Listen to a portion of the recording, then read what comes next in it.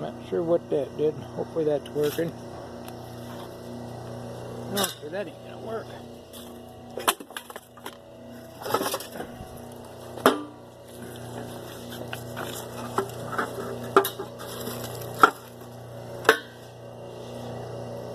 This is Junkin' Fool in Fourville. I guess I'm starting this video over.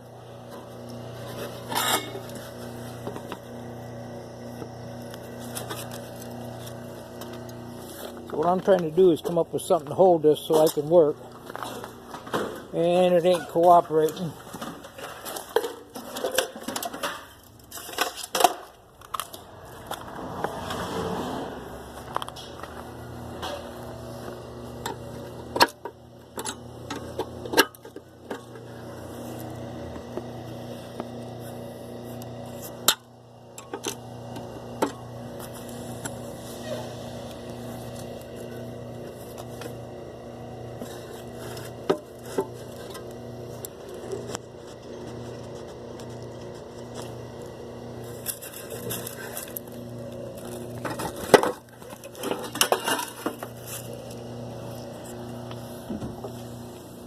Hey Debbie, can you hold this for me? Mainly try to keep it on my hands and stuff. Okay. I tried to make it a tripod, nothing worked. See this thing right here? Try to keep it like in this area. Okay. See what we got going here.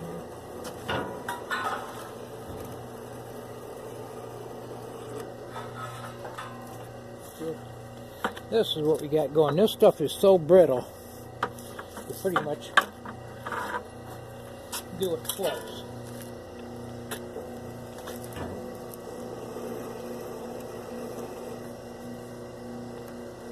This is that old service wire we used the other day where we cut up. We got a pail right here, right, Debbie? Yep. The crap. Right. And the garbage just went. So I didn't get this out today. It's pretty brittle. It comes off there kind of hard. It'll come off, but it's kind of hard.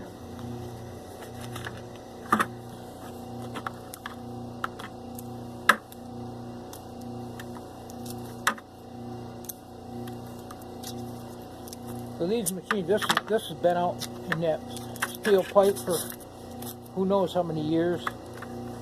The sun's been getting to it.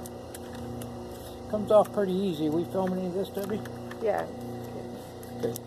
Good job, Debbie.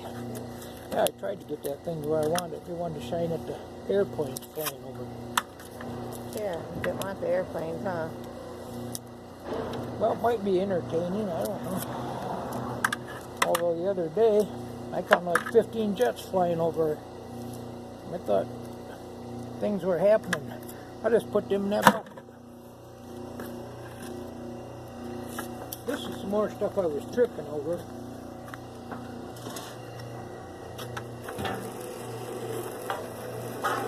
These wire strippers actually work better for the thicker stuff. The thinner stuff, I'm just going to run this on the opposite side now.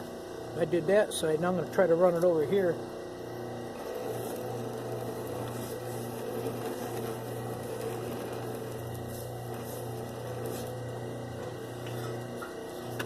And then get a little bit of a bite.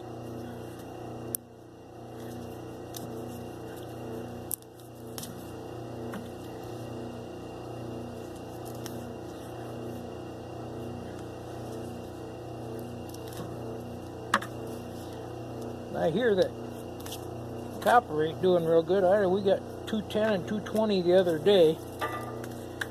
We took in a 340-hour load with a few batteries. We had 200 pounds of batteries. I think we got like 54 out of our batteries. I'm not sure. Yeah, I think that's what it was. So then we took in copper and one converter. We got $50 out of it. That was like 75%.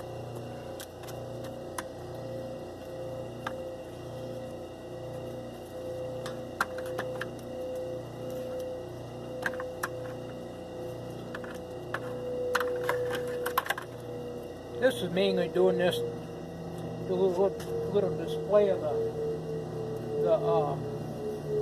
wire stripper, and to get this wire out of my way, because something else I'm tripping over.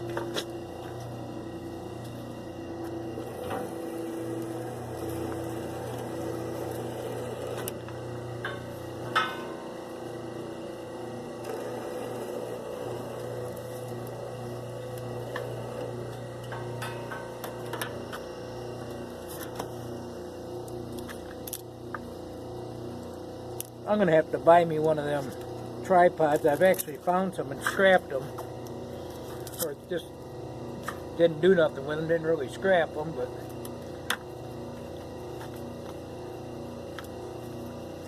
get it in the bucket, then it's ready to go in.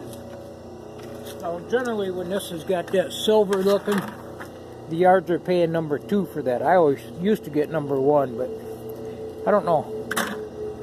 Apparently, it's number 2 now. Probably been that way for a long time. Maybe they just paid me number 1 because I'm a nice guy before.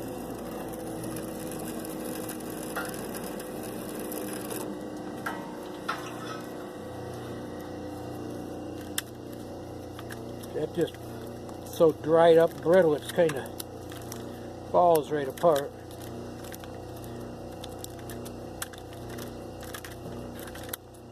Yeah, I threw them wires in there after I cut them out of them pieces and sheared it up. Pretty much tripping right over the stuff. Instead of putting it in another pile, I just get it at least in where I can take it in someday. I just out back dumped a bunch of wire out. I'm going to bring that up here in the bucket. I started doing a video on it. I screwed something up with it. This will be the second video today, or tomorrow, because it takes forever to load them.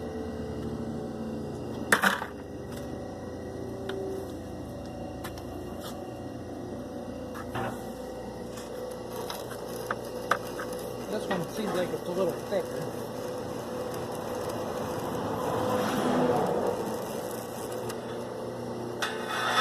I know Tucker's got one of these, and I think Pallet Band's got one of these. Well, you don't use them very often, but when you use them, they're pretty handy, especially with the thicker wire. See, one of them's going to give me a hard time probably because I'm filming.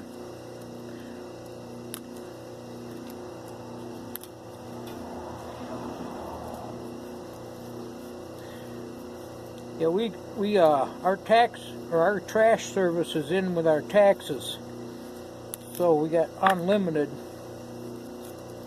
to a certain extent garbage. Did I say that right? That'd be pretty close. Yes. Okay. Yeah. So it makes it a little easier to keep up on. We got a lot of stuff around, but I'd say most of it is all something you could sell. May not get rich off it, but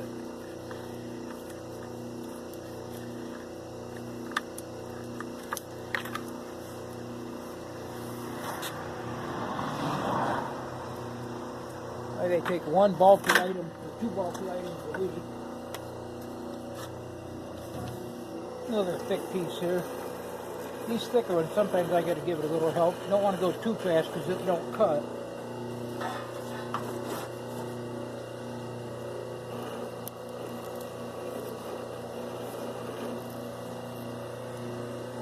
I was trying to cut that on both sides and it wanted to go back to the original track.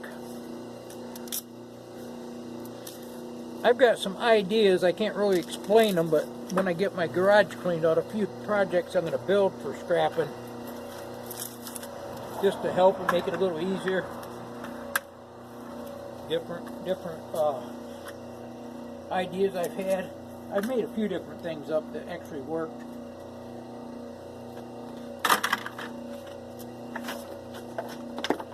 Got a couple more to do. The first time I used this machine I think was under $200, like $180 on eBay. And the first time I used it, I took in, I think, about $250 worth of copper. So it actually paid for itself. And the copper was all free. I'd picked it up here and there.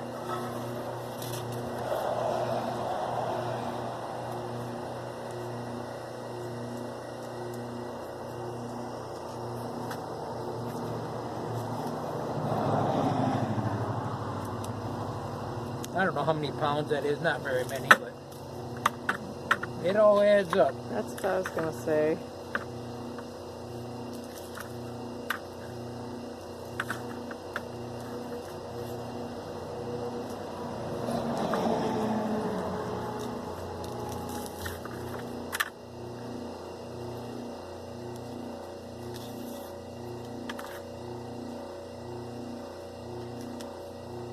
Yeah, I was talking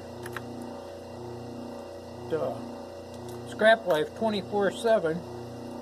He asked me how long I've been scrapping, and I'm thinking pretty close to 50 years. I was telling him that I used to pull it when I was a kid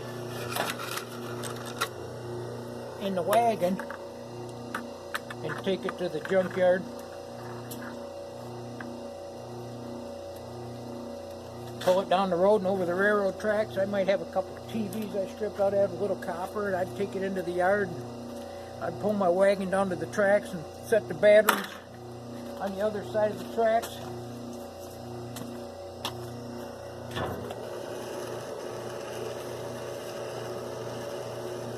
Pull it down the gully and up the other side and over another set of tracks and take it to the yard over there.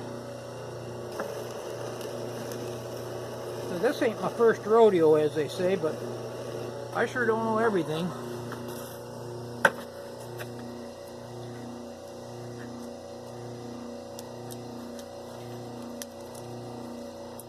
I do it because it's fun. And sometimes you do all right with the money.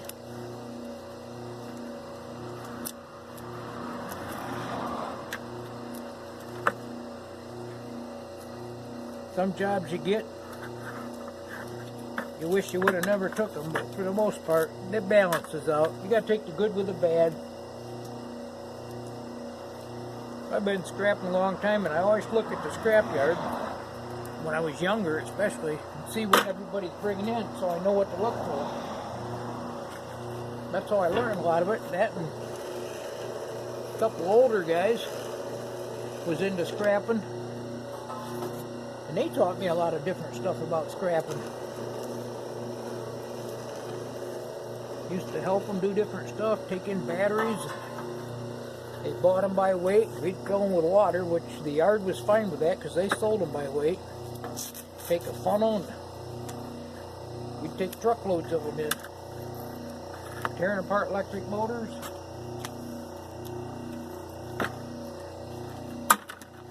There's a switch that shuts it off.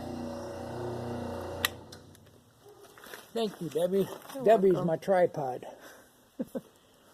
That's a longer video than I thought, so it took me 13 minutes. There's a couple other brackets go to this. I was actually supposed to put a smaller one in here. And what I'll do is I'll tie these on here. It's got the Allen wrench to change this. You can adjust it up and down. And there's the junk, which we'll get in the garbage next time. There's the copper wire. It ain't very much in there, a little bit. Few pounds, 2 or 3 pounds, 4 pounds, who knows. This is the junk and fool over here in Copperland. I'm getting this cabinet closer to the garage, and I'd rather work standing up. I got to get some shelves so I'm not trying to reach down to the ground all the time. I get a lot more done. Guess I'll shut this video down. So in case anybody was thinking about buying one of them wire strippers, just to let them know, show them what they work like. And the bigger the wire, the better they work. If you got something a couple inches long, I don't care for them. They're way too much work. Like this wire right here, it'll do this small wire, but you got to really adjust it down. You got to pretty much get your face right down here where you're making sure it's cutting. I noticed a couple of my videos, I'm pointing with my hands and I didn't have it in camera, so I'm trying to work on that too. But this wire, I mean, I can strip this, and I have, but it's a little bit more trickier. So I'll be bringing some more copper up here. And my copper load and stuff the other day was, 340 with a converter and 200 pounds in batteries. So thanks for watching. Have a good day. Thumbs up or subscribe. And go find some junk. Goodbye now.